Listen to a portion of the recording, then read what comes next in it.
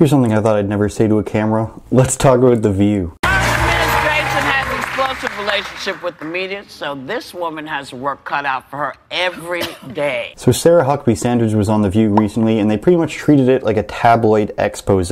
Well, we know Trump is an idiot and a moron, so tell us about that, would you? Trump, the things that he says about women are just horrendous, and we all know that, so let's not pretend that he hasn't said some horrifying things about women. Okay? We know that. Just nod. You don't have to say anything, just nod, because you know it's true. They carry on with these assumed points of view that the left media creates so that it becomes an assumption that it's a fact. And now The View is a direct reflection of their audience here.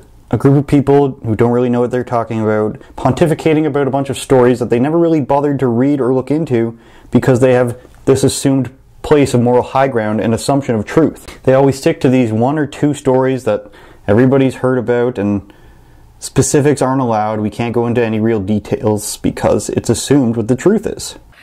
With his father precluding people of color from living in his buildings. I mean, it's a well-documented history of racism. How can you sit here and say he's not a racist? No, there isn't.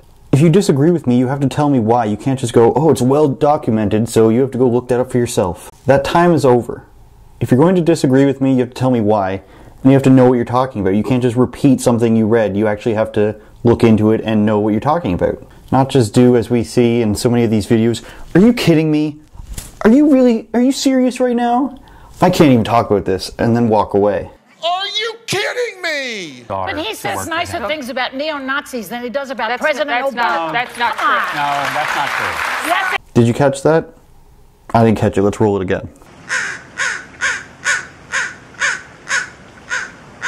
So, Joy, you are still on the side of neo-Nazis are bad. Hundreds of communist anarchist thugs who go around silencing free speech and assaulting people everywhere they go, not bad? You know you don't have to choose between the two, right? You're allowed to say that both are bad. Communists and neo-Nazis, or regular Nazis, all bad. Both killed a lot of people. Oh, bad things are bad. I've spent a lot of time with the president. I've never felt anything but respected and empowered to do exactly what I'm there to do every day, and that is my job. And, I think he's an equal opportunity president. He hits men just as hard.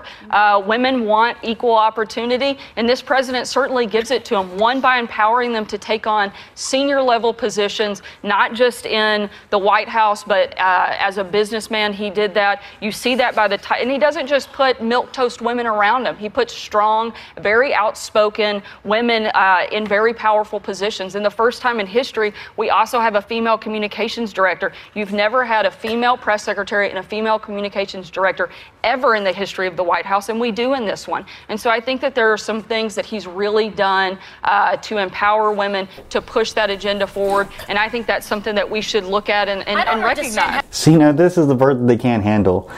Before you even hear what happens next, you pretty much know what they're about to say, right? They're going to combat this because, when you're on the far left, reality and facts aren't essentially what matters. It's what you feel, and if reality doesn't match up with your emotions, then that person must be lying. They must be a bigot. That doesn't feel like what I've been seeing on CNN and Huffington Post. So even though you're telling me and you seem like you know what you're talking about, I can't believe that. I'm sure she's biased, of course. She works for the administration, but whether it's Kanye West, Floyd Mayweather, or even Caitlyn Jenner, people saying that they like Trump and he's a good guy, it doesn't matter. The places where you hear about how horrible he is, it's the CNNs, it's the Saturday Night Live.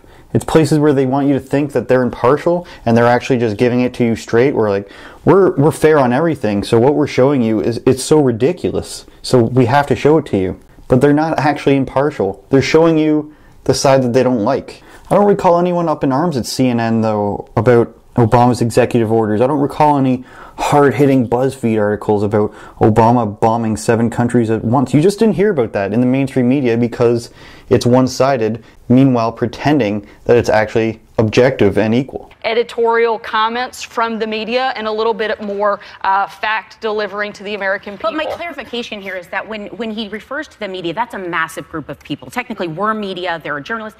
I feel that by specifying when there's something wrong, I think that is a responsibility of the administration, because the problem is you have an American people that are now distrusting, because this has been a consistent talking point of his and the administration's. It's dangerous because the media is here for a purpose. It has a very important important historical role. And when people that don't know the difference in these mediums are sitting out there going, oh, medium, fake news, you are kind of taking away a check and balance of society. Okay, here's one of the points that I really don't get, and I think it's a purposeful blurring of the lines on this matter. I think it's one of the three: either they're pretending they don't know what he's saying, they don't understand what he's saying, or they don't pay attention. Because everybody who actually reads or pays attention to the news know that he's talking about CNN, MSNBC, BuzzFeed, Huffington Post, Vox, CBC, the places that are just going for clicks, doing what they're told, and trying to get everybody's money by being the first one to report something. Or this catchy headline, oh, and by the way, it's refuted like 2 paragraphs in. He's not just saying all media outlets in general are horrible. You have to know that. He's talking about the ones that are the shills, the sellouts, the pedestalist, if you will. RT isn't bad when they're not smearing America or saying Putin's an amazing guy. CBS doesn't stick out to me as horrible.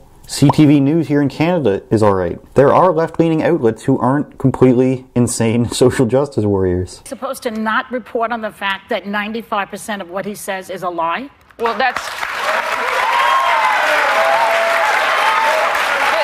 The problem with that, Joy, is that is you are doing exactly what we're talking about and pushing a false narrative. No, it's not. 95% of what the president says is not a lie. It's from PolitiFact, from Politico. It's not just the dreaded New York Times. Oh, PolitiFact said it. I don't know myself. I didn't look into it. I didn't really read about it, but PolitiFact said it, so it must be true. Now let's move on to another clip where they're talking about Charlottesville, and Whoopi, Goldberg and co. are really upset that Trump still thinks that violent communist thugs who trash everything and try to silence free speech, it's horrible that he dare compare them to the neo-Nazis. It shouldn't even bring into the conversation with anything I know, but else. his base is were these people marching in Charlottesville, a lot of them.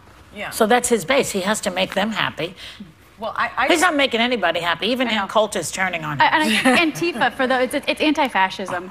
And for anybody that thinks that this is a not violent group, I mean, they're predicated on violence. Their tone here is also hilarious to me. They're all so somber, like, this is such a dark day. The world is ending. But here's the argument they use, which we hear about a lot. That's his base. The neo-Nazis and the white supremacists are his base, so he can't upset them. How are you, gentlemen?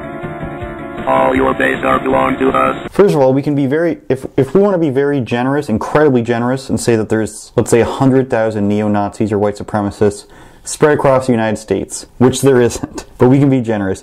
You really think that would swing the election? Do you really think that's how he won the election? And if he doesn't dog whistle to his white supremacist supporters, that he'll lose all his support? Everybody just cares about being white supremacists? If you really think that upwards of 60 million people, or maybe even half, let's go with half, 30 million people care about white supremacy, and they're all secretly neo-Nazis who want the country just to be white, then it's you who has the problem. You're the one assuming something based on somebody's skin color, which makes that racist. Understand? Do you understand the words that are coming out of my mouth? The year that they're talking about is when Obama was in. So we went to see what they had been protesting, what fascist stuff Antifa had been protesting. And there isn't anyone. There's nothing there. We can't find anything. So this, to me, Antifa is one of those things that, I don't want to say the right, but somebody came up with as a catchphrase so that you could say, you know, oh, there is violence on the other side. But I don't remember violent demonstrations before the gentleman who's in now got in. Well, my understanding is that it doesn't have a leader, it doesn't have a headquarters. It's not an organized group. And I do not think that you can compare this Antifa movement with the KKK. No, Sorry, Whoopi. Sorry, The View and your hard-hitting political analysts. But it has been that way. It was happening in 2016, and as we know, the states and the counties and the sheriffs were aware of them before. They aren't just some made-up group. We know who funds them, we know where they are, we know who they are for a lot of the part, and we know what they stand for. They're communists and are anarchists, and they want to destroy America. It's pretty simple. Simple. So I'm sorry if that doesn't fit with your subjective reality, everybody, where you have this one defined evil overlord named Trump who's trying to rule everything and make it a racist white utopia nation. But that's just not how it is, and The View is an exact replica of their audience.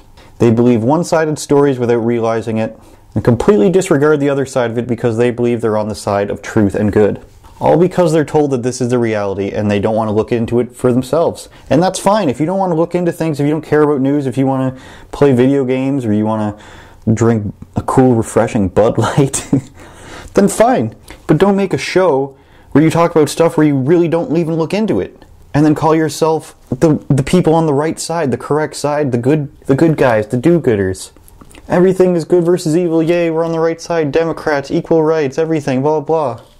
You've had the wool pulled over your eyes, people, I'm sorry. And it's a long and desolate, lonely road when you're up there thinking that everybody else except you is just a racist redneck.